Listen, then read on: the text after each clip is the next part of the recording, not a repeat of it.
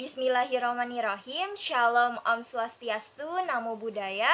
Yang terhormat Ibu Rini selaku dosen pengampu mata kuliah Akuntansi Keuangan Syariah serta teman-teman yang berbahagia. Pada kesempatan kali ini, perkenalkan kami dari kelompok 3. Di sini kami akan mempresentasikan hasil kerja kami mengenai pasar modal syariah. Nah, sebelum masuk ke materi nih, kita akan memperkenalkan diri kami masing-masing. Perkenalkan, nama saya Nisa Doktaviani dengan NIM belakang 15. Perkenalkan, nama saya Aulia Putri Pertiwi Izudin dengan NIM belakang 024. Nama saya Akmaliatul Haq Azahra dengan NIM belakang 078. Perkenalkan, nama saya Umi Nur Sintawati dengan NIM belakang 131. Perkenalkan, nama saya Rosinta Oktaviana dengan nomor NIM belakang 140. Untuk pertemuan kali ini ada 7 subbab yang akan kita bahas. Yang pertama ada overview dari pasar modal syariah. Yang kedua ada prinsip dari obligasi syariah atau yang disebut dengan sukuk. Yang ketiga ada penilaian investasi syariah dengan menggunakan ratings dan indeks. Yang keempat ada cakupan akuntansi sukuk. Yang kelima ada akuntansi sukuk untuk penerbit. Yang keenam ada akuntansi sukuk untuk investor. Dan yang terakhir atau yang ketujuh ada penilaian kinerja pasar modal syariah. Oke teman-teman, langsung aja kita masuk ke bahasan yang pertama mengenai overview pasar modal syariah. Nah, di sini aku pengen bedah dulu nih mengenai pasar modal. Nah, pasar modal itu kan terdiri dari dua kata, pasar dengan modal. Nah, pasar ini istilah lainnya bisa bursa, exchange, terus market. Nah, kalau modal kata lainnya bisa efek, sekuritas, dan stok. Nah, pengertian dari pasar modal ini sendiri bisa dianalogikan dengan mall. Kenapa demikian? Karena kegiatan di pasar modal itu seperti layaknya di mall, yaitu kegiatan jual beli. Nah, kalau di mall yang dijual belikan adalah makanan, minuman, pakaian, dan lain sebagainya, tetapi di pasar modal yang dijual adalah efek-efek. Nah, penjualnya disebut sama emiten, kalau pembelinya disebut dengan investor. Nah, teman-teman, tadi kan kita sudah bahas pasar modal secara garis besar ataupun secara konvensionalnya. Nah, di sini kita bakal bahas pasar modal yang berprinsip syariah. Sama seperti tadi, bahwa pasar modal syariah bisa dianalogikan sebagai mall, yaitu kegiatan jual beli yang dijual adalah efek-efek. Nah, di sini bedanya pasar modal syariah ini memiliki prinsip syariah dalam melaksanakan jual beli tersebut, yaitu prinsip-prinsip yang tidak mengandung unsur gharor, maisir, riba, ataupun spekulasi-spekulasi lainnya. Langsung ke bahasan yang kedua mengenai prinsip dasar obligasi syariah atau yang disebut dengan sukuk. Nah, di sini aku pengen ngejelasin sedikit dulu nih mengenai pengertian obligasi secara luas ya atau secara konvensionalnya. Jadi obligasi ini tuh timbul ketika perusahaan membutuhkan dana dan perusahaan menerbitkan sebuah instrumen yang disebut dengan obligasi dan akan diperjualbelikan. Nah, jadi nanti perusahaan ini akan membayar kepada para pemegang obligasi dengan bunga yang sudah tertera di dalamnya kalau obligasinya berbunga. Nah, kalau sukuk atau obligasi syariah adalah sama seperti konvensional, dia merupakan instrumen investasi yang mana diterbitkan. Nah, tapi bedanya di sini sukuk itu berlandaskan akad syariah dan biasanya dapat berupa ijaroh atau sewa, mudharabah atau bagi hasil. Oke, lanjut teman-teman. Di sini kita akan bahas dasar hukum dari sukuk. Nah, dasar hukum dari sukuk ini terbagi menjadi dua. Ada yang berasal dari pemerintah, ada yang berasal dari MUI. Nah, berasalkan dari pemerintah ini salah satunya ada Undang-Undang Nomor 19 tahun 2008 mengenai surat berharga syariah negara. Nah, untuk MUI ini sendiri ada Fatwa Dewan Syariah Nasional nomor 32 DSN MUI 9/2002 tentang obligasi syariah. Nah, di dalam fatwa ini menjelaskan tentang ketentuan umum dari obligasi syariah, terus apa aja yang termasuk dari obligasi syariah dan apa saja yang tidak termasuk di dalam obligasi syariah. Oke teman-teman, lanjut ke karakteristik dari sukuk atau obligasi syariah. Yang pertama, sukuk ini bisa menjadi bukti kepemilikan atas aset berwujud ataupun hak manfaat. Terus yang kedua, pendapatan dari sukuk ini bisa berupa imbalan ataupun margin dari bagi hasil sesuai dari akad yang telah disepakati sebelumnya. Nah, yang ketiga, tentunya sukuk ini atau obligasi syariah harus terhindar dari unsur-unsur riba, gharar, serta maisir. Nah, yang keempat, dalam penerbitan sukuk ini harus dibentuk badan khusus atau disebut dengan special purpose vehicle. Nah, yang kelima, dalam sukuk memerlukan transaksi pendukung, serta yang terakhir atau yang keenam, penggunaan hasil dalam sukuk ini harus menggunakan prinsip-prinsip syariah. Oke teman-teman, untuk slide berikutnya atau materi berikutnya akan dijelaskan oleh rekan saya. Selanjutnya yaitu perbedaan antara sukuk dengan obligasi konvensional. Secara penerbit, sukuk dan obligasi konvensional ini diterbitkan oleh pemerintah dan korporasi. Pada sukuk, underlying aset ini diperlukan, sedangkan pada obligasi syariah tidak diperlukan. Dan sifat instrumen pada sukuk ini memiliki sertifikat kepemilikan, sedangkan pada obligasi syariah instrumennya ini berbentuk pengakuan utang. Secara penghasilan, sukuk ini berupa imbalan bagi hasil dan margin, sedangkan pada obligasi konvensional berupa bunga atau capital gain. Secara jangka waktu, sukuk ini memiliki jangka waktu yang pendek dan menengah, sedangkan obligasi konvensional memiliki jangka waktu yang menengah dan panjang. Pihak yang terkait pada sukuk yaitu obligator, SPV, investor, dan STI, sedangkan pada obligasi konvensional berupa obligator dan investor. Secara price, sukuk dan obligasi konvensional memiliki kesamaan, yaitu harga pasar. Sedangkan secara investor, sukuk ini memiliki investor yang Islami dan konvensional, sedangkan obligasi konvensional hanya konvensional. Pada pembayaran pokok, sukuk dan obligasi konvensional juga memiliki kesamaan, yaitu berupa amortisasi. Dan pada penggunaan hasil penerbitan, sukuk ini harus sesuai dengan syariah, sedangkan obligasi konvensional itu bebas. Selanjutnya yaitu jenis sukuk yang ada di Indonesia. Berdasarkan dari akadnya, terdapat dari 9 jenis sukuk. Yang pertama yaitu sukuk ijaroh. Sukuk ijaroh ini adalah pemindahan hak guna atas barang atau jasa tanpa diikuti pemindahan kepemilikan barang atau jasa. Yang kedua yaitu sukuk mudharabah. Sukuk mudharabah ini adalah jenis sukuk yang diterbitkan berdasarkan perjanjian atau akad mudharabah yang dimana pihak menyediakan modal bekerja sama dengan pihak yang menyediakan tenaga atau keahlian. Yang ketiga yaitu sukuk salam, yang merupakan jenis sukuk yang diterbitkan dengan tujuan untuk mendapatkan dana untuk modal dalam akad salam. Yang keempat yaitu sukuk musyarakah. Sukuk musyarakah ini merupakan perjanjian antara dua pihak atau lebih dalam menggabungkan suatu modal untuk membangun proyek baru. Yang kelima yaitu sukuk istisna. Sukuk istisna ini diterbitkan berdasarkan perjanjian atau di mana pihak menyepakati jual beli dalam pembiayaan suatu proyek atau barang. Yang keenam ada sukuk murabahah yang diterbitkan berdasarkan prinsip jual beli. Yang ketujuh ada sukuk wakalah yang merupakan jenis sukuk yang mempresentasikan sebuah proyek atau kegiatan usaha yang dikelola berdasarkan akad wakalah. Yang ke-8 ada sukuk muzoroah. Sukuk muzoroah ini sukuk yang diterbitkan dengan tujuan mendapatkan dana untuk membiayai suatu kegiatan pertanian. Dan yang terakhir ada sukuk musakoh. Sukuk musakoh ini sukuk yang diterbitkan dengan tujuan untuk menggunakan dana hasil penerbitan sukuk ini untuk melakukan kegiatan irigasi atau tanaman berbuah. Berdasarkan sumber penerbitnya, sukuk dibagi menjadi dua jenis, yaitu yang pertama sukuk korporasi, yang merupakan jenis sukuk yang diterbitkan suatu perusahaan yang memenuhi prinsip syariah. Yang kedua yaitu surat berharga syariah negara atau SBSN. SBSN ini merupakan surat berharga negara yang diterbitkan berdasarkan prinsip syariah. Berdasarkan pembagian atau pendapatan hasil, sukuk dibagi menjadi 3, yaitu yang pertama sukuk margin. Sukuk margin ini sukuk yang pembayaran pendapatannya bersumber dari margin keuntungan akad jual beli. Yang kedua ada sukuk fee. Sukuk fee ini jenis sukuk yang pembayaran pendapatannya bersifat tetap sebab bersumber dari pendapatan sewa. Yang ketiga ada sukuk bagi hasil.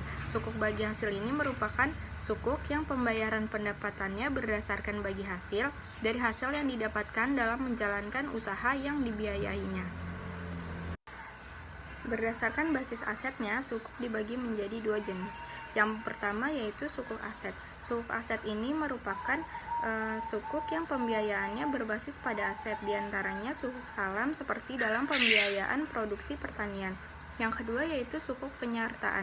Sukuk penyertaan ini merupakan sukuk yang pembiayaannya berbasis pada penyertaan modal. Sedangkan sukuk negara Indonesia terdiri dari 6 jenis. Yang pertama yaitu sukuk negara retail, yakni sukuk negara yang dijual khusus untuk investor individu WNI. Yang kedua ada sukuk falas, yang diterbitkan di pasar perdana internasional dalam denominasi valuta asing. Yang ketiga ada sukuk dana haji Indonesia, yang diterbitkan khusus untuk penempatan dana haji pada sukuk negara. Yang keempat ada suku seri IFR yang diterbitkan di pasar perdana dalam negeri yang denominasi rupiah. Yang kelima ada sukuk pembendaharaan negara syariah yang diterbitkan dengan tenor kurang dari 1 tahun. Yang keenam ada PBS yang diterbitkan dengan menggunakan proyek sebagai underlying asset. Untuk memberikan daya tarik lembaga keuangan syariah dari segi kinerja, pendekatan yang dilakukan oleh lembaga keuangan syariah dengan memberikan laporan kesehatan dengan berbagai indikator-indikator. Umumnya, aspek penilaian kesehatan LKS tersebut digunakan pendekatan penilaian, yaitu capital, assets, management, earnings, dan liquidity, yang biasa disebut CAMEL. Dengan pendekatan 13 CAMEL inilah, lembaga keuangan syariah bisa menunjukkan berapa besar omset, laba, dan perkembangan aset yang diperoleh dalam tiap tahunnya. Pengukuran kualitatif lembaga keuangan syariah sangat penting untuk melihat sejauh mana tingkat kemaslahatan keberadaan LKS terhadap tingkat kesejahteraan karyawan, budaya perusahaan, dampak terhadap lingkungan, dan lain-lain. Untuk mengukur kualitatif lembaga keuangan syariah tak bisa dengan sekedar dengan metodologi empiris yang selama ini biasa dilakukan. Perlu sebuah metodologi Islam sebagai alat ukur secara kualitatif sehingga hasil pengukuran tentang lembaga keuangan syariah bisa diketahui sejauh mana keberadaan LKS memiliki dampak terhadap kemaslahatan. Dengan adanya pengukuran-pengukuran tersebut, maka indeks syariah bagi semua lembaga keuangan syariah akan bisa diketahui. Perusahaan-perusahaan mana yang terbaik dalam setahun dan layak untuk dijadikan mitra berbisnis. Pernyataan Standar Akuntansi Keuangan 110. Akuntansi Transaksi Asuransi Syariah PSAK 110 pertama kali dikeluarkan oleh Dewan Standar Akuntansi Syariah Ikatan Akuntan Indonesia pada 26 Oktober 2011.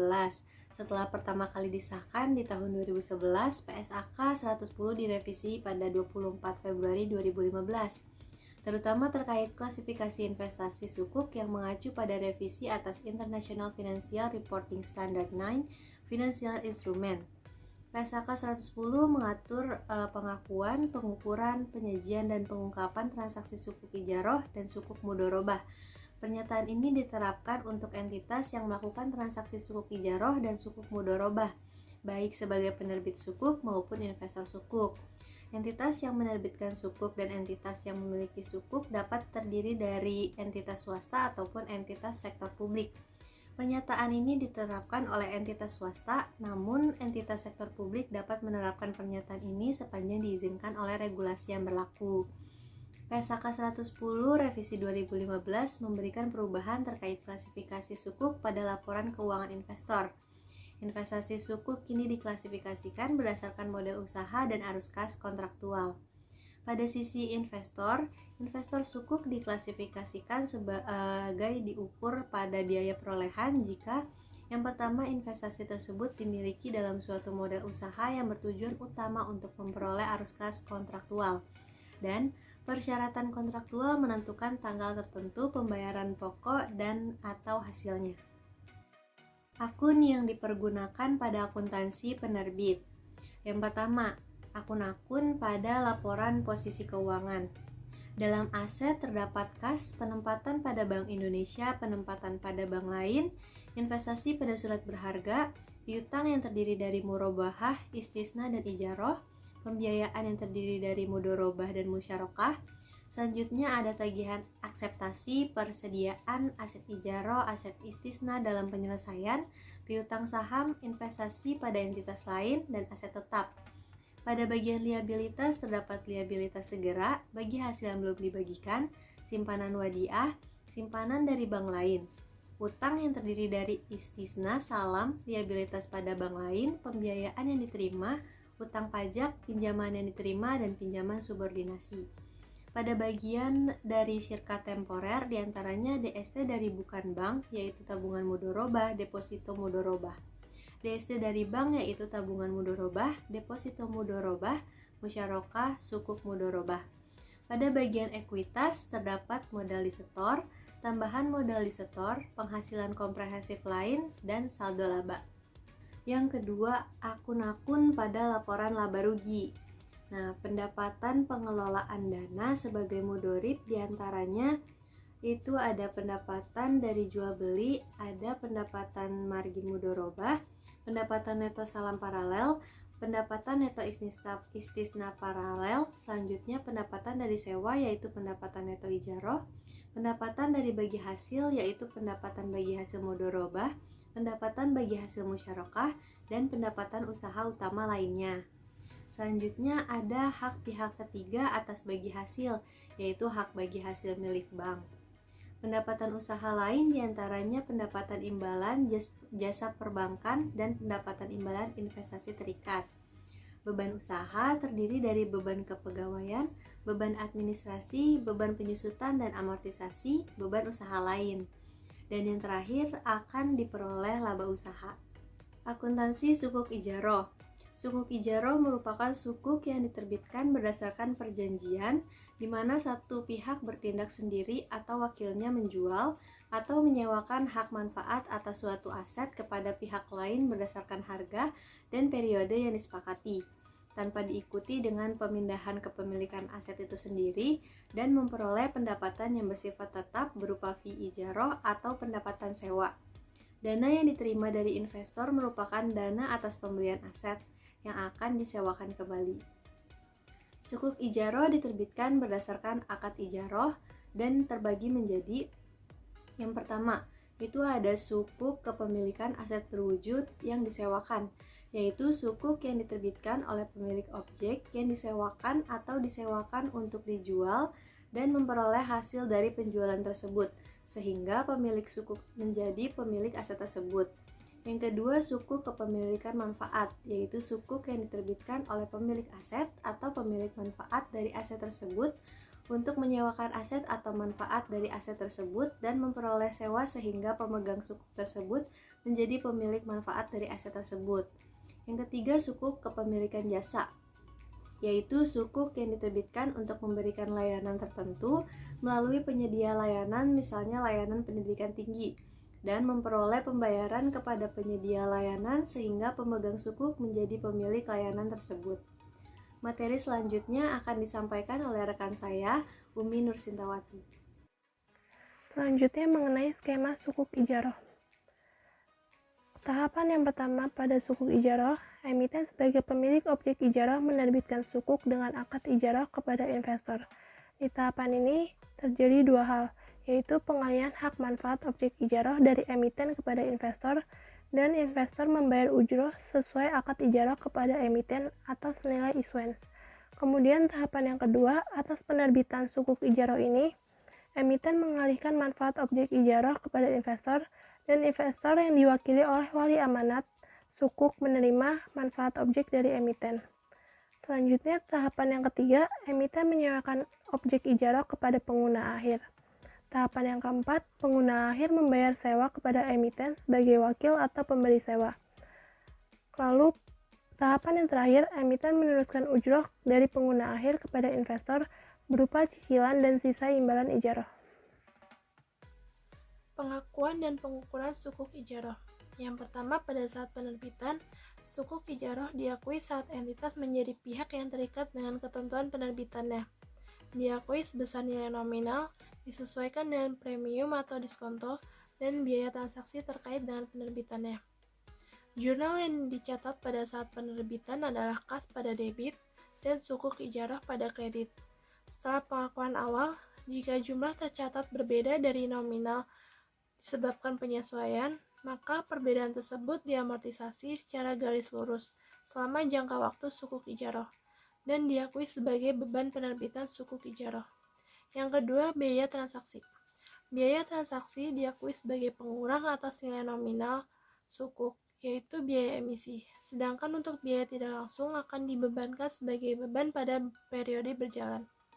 Jurnal untuk beban tidak langsung adalah beban jasa lain pada debit dan kas pada kredit. Yang ketiga, saat amortisasi. Amortisasi atas premi atau diskonto, serta biaya transaksi dilakukan secara garis lurus selama masa sukuk. Jurnal yang dibuat saat amortisasi adalah biaya penerbitan sukuk pada debit dan sukuk ijarah pada kredit. Yang keempat, return bagi investor. Imbal hasil sukuk untuk investor adalah fee atau ujroh yang diakui pada saat terutang. Jurnal untuk imbal hasil sendiri yaitu beban imbal hasil sukuk pada debit dan utang imbal hasil pada kredit. Selanjutnya, akuntansi sukuk mudharabah.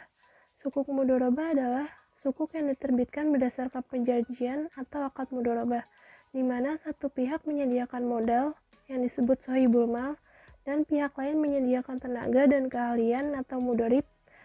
Lalu keuntungan dari kerjasama ini akan dibagi berdasarkan proporsi perbandingan nisbah yang disepakati sebelumnya. Kemudian di sini terdapat skema sukuk mudharabah. Dengan keterangan tahapan yang pertama itu, emiten menerbitkan sukuk mudharabah dan investor menyerahkan dana, investor sebagai sohibul mal dan emiten sebagai mudharib. Lalu yang tahapan kedua, dana dari sohibul mal digunakan untuk membiayai kegiatan usaha.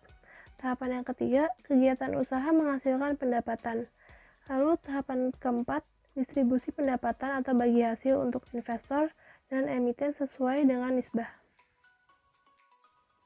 Pengakuan dan pengukuran sukuk mudharabah. Yang pertama, pada saat penerbitan, sukuk mudharabah diakui sebesar nilai nominal pada saat entitas menjadi pihak yang terikat dengan ketentuan penerbitannya. Jurnal yang dicatat pada saat penerbitan adalah kas pada debit dan sukuk mudharabah pada kredit. Yang kedua, biaya transaksi. Biaya transaksi diakui secara terpisah dari sukuk mudharabah. Biaya ini dikelompokkan menjadi dua. Yang pertama, biaya emisi yang merupakan biaya untuk penerbitan langsung, dan biaya lain yang merupakan biaya tidak langsung untuk penerbitan. Jurnal yang dibuat pada saat pengakuan biaya transaksi adalah biaya ditangguhkan pada debit dan kas pada kredit, lalu beban jasa lain pada debit dan kas pada kredit. Yang ketiga, biaya emisi diamortisasi. Biaya emisi diamortisasi secara garis lurus selama jangka waktu sukuk mudharabah dan diakui sebagai beban pada periode penerbitan. Jurnal yang dibuat yaitu biaya penerbitan sukuk pada debit dan biaya ditangguhkan pada kredit. Yang keempat, return bagi investor. Imbal hasil sukuk untuk investor adalah bagi hasil. Bagi hasil yang menjadi hak investor sukuk mudharabah diakui sebagai pengurang pendapatan, bukan sebagai beban. Jurnal yang dibuat adalah beban imbal hasil sukuk pada debit dan utang imbal hasil sukuk pada kredit. Selanjutnya mengenai penyajian akuntansi sukuk untuk penerbit. Yang pertama, untuk sukuk ijarah disajikan sebagai kewajiban dari perspektif emiten. Yang kedua, untuk sukuk mudharabah disajikan sebagai dana syirkah temporer. Kemudian pengungkapan akuntansi sukuk untuk penerbit.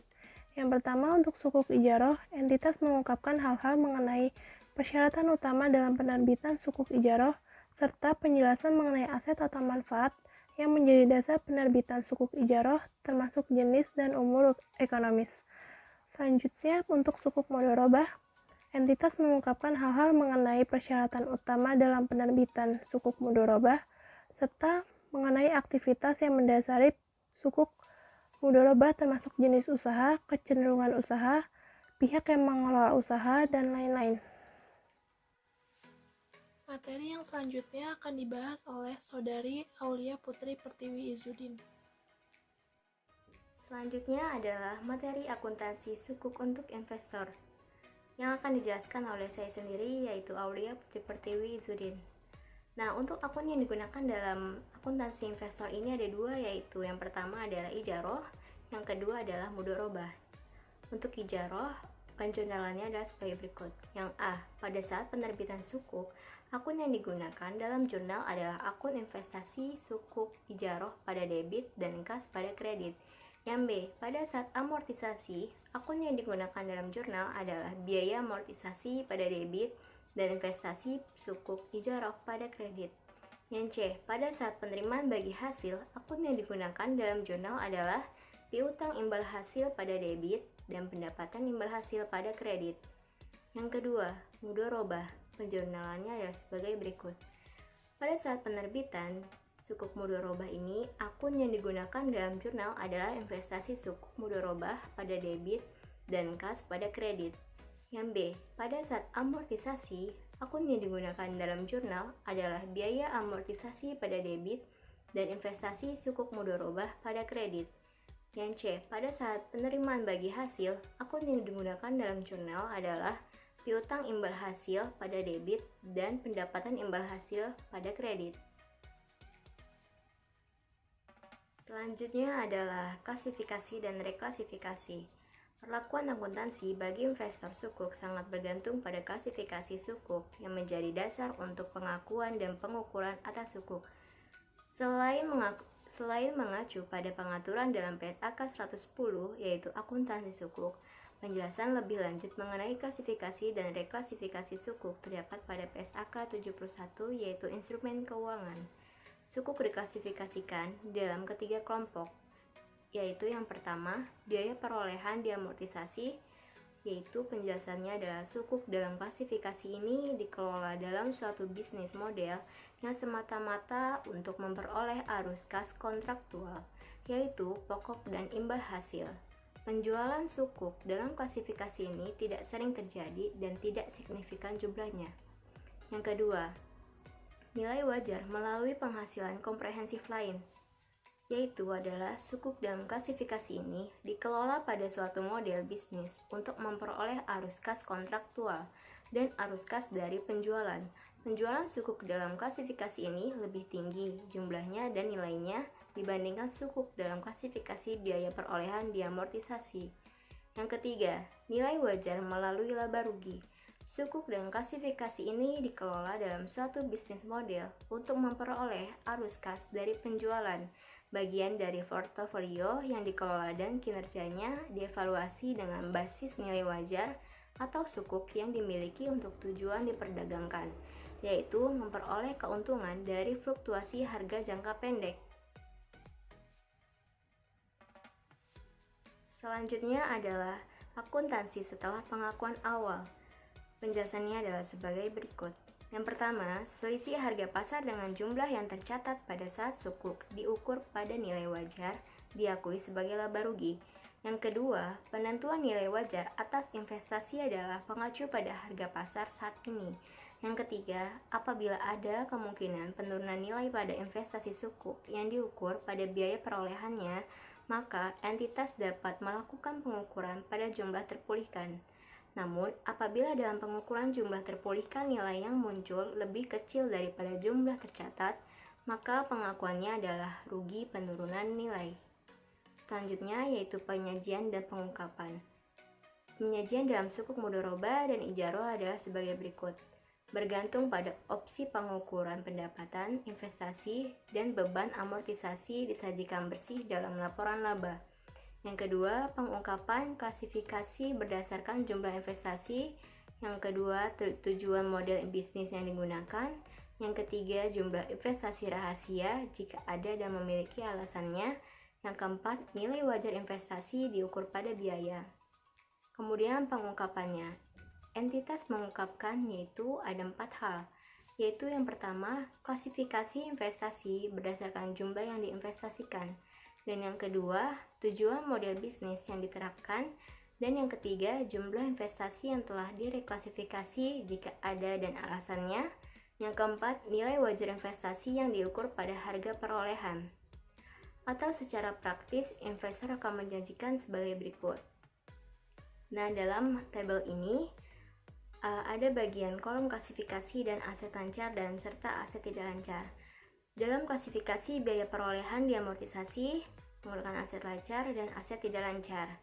Nah, jika nilai wajar melalui penghasilan komprehensif lain, yaitu adalah aset lancar dan aset tidak lancar. Dan jika nilai wajar melalui laba rugi, ia hanya aset lancar saja, tidak menggunakan aset tidak lancar. Seperti itu. Kemudian, dalam hal ini terdapat contoh soal, yaitu soalnya sebagai berikut. Pada 1 Januari 2018, entitas membeli seharga 105 miliar sukuk ijaroh dengan nilai nominal 100 miliar dengan tenor 5 tahun dan kupon imbal hasil 10% per tahun yang dibayar setiap tanggal 31 Desember. Entitas mengeluarkan biaya transaksi sebesar 1 miliar. Kemudian pada 31 Desember 2018 nilai wajar sukuk adalah 107 miliar. Dan dalam tabel sebelahnya itu merupakan jawaban dari soal yang saya sampaikan, yaitu penjurnalannya seperti berikut. Biaya perolehan diamortisasi pada tanggal 1 Januari 2018, sukuk ijaroh nominal yaitu 100 miliar didebit dan sukuk ijaroh premium itu didebit sebesar 5 miliar dan sukuk ijaroh biaya transaksi didebit sebesar 1 miliar dan kas dan setara kas dikredit sebesar 106 miliar. Kemudian pada tanggal 31 Desember 2018, kas dan setara kas itu didebit sebesar 10 miliar, sedangkan sukuk ijaroh premium yaitu sebesar 1 miliar dikredit dan sukuk ijaroh biaya transaksi yaitu sebesar 0,20 miliar itu dikredit dan pendapatan adalah 8,80 miliar itu dikredit. Kemudian nilai wajar melalui penghasilan komprehensif lain, yaitu pada tanggal 1 Januari 2018, sukuk ijaroh nominal sebesar 100 miliar didebit dan sukuk ijaroh premium sebesar 5 miliar didebit, kemudian sukuk ijaroh biaya transaksi sebesar 1 miliar itu didebit dan kas dan setara kas itu sebesar 106 miliar itu dikredit.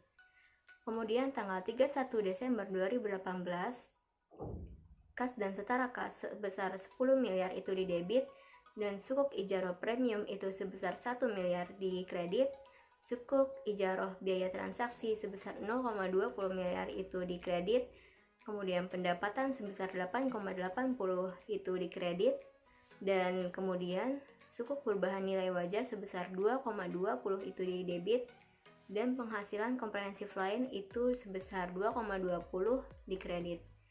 Dan pada tanggal 1 Januari 2018, sukuk ijaroh nominal sebesar 105 miliar didebit dan pada akun beban sebesar 1 miliar itu didebit, dan pada akun kas dan setara kas sebesar 106 miliar itu dikredit. Kemudian tanggal 31 Desember 2018 pada akun kas dan setara kas sebesar 10 miliar itu didebit dan pada akun pendapatan itu sebesar 10 miliar itu dikredit, dan sukuk perubahan nilai wajar itu sebesar 2 miliar didebit serta akun pendapatan sebesar 2 miliar itu dikredit. Selanjutnya adalah materi tentang penilaian kinerja pasar modal syariah. Penilaian kinerja saham adalah bagian dari proses analisis sekuritas dalam investasi. Menilai kinerja saham berarti menilai kinerja perusahaan yang menerbitkan saham tersebut. Itu artinya bahwa nilai yang tercermin dalam saham adalah cerminan nilai perusahaan yang diapresiasi oleh pasar. Dalam penilaian saham dikenal adanya 3 jenis hal, yaitu nilai buku, nilai pasar, dan nilai intrinsik. Nilai buku merupakan nilai yang dihitung berdasarkan pembukuan perusahaan penerbit saham. Kemudian nilai pasar adalah nilai saham di pasar yang ditunjukkan oleh harga saham tersebut di pasar. Sedangkan nilai intrinsik atau yang dikenal juga dengan nilai teoritis adalah nilai saham yang sebenarnya atau yang seharusnya terjadi. Investor berkepentingan untuk mengetahui informasi dari ketiga nilai tersebut sebagai dasar penilaian kinerja saham. Keputusan membeli atau menjual saham akan sangat bergantung kepada hasil perbandingan nilai intrinsik dengan nilai pasar saham yang dilakukan oleh investor. Jika nilai pasar saham lebih tinggi dari nilai intrinsiknya, berarti saham tersebut tergolong mahal. Maka investor bisa mengambil keputusan untuk menjual saham tersebut. Sebaliknya, jika nilai pasar saham di bawah nilai intrinsik, berarti saham tersebut tergolong murah, sehingga investor sebaliknya bisa membeli saham tersebut. Sekian dari kelompok kami yang telah menyampaikan materi tentang pasar modal syariah. Kurang lebihnya mohon maaf jika ada kekurangan dalam penyampaian materi. Dan sekian, terima kasih. Wassalamualaikum warahmatullahi wabarakatuh.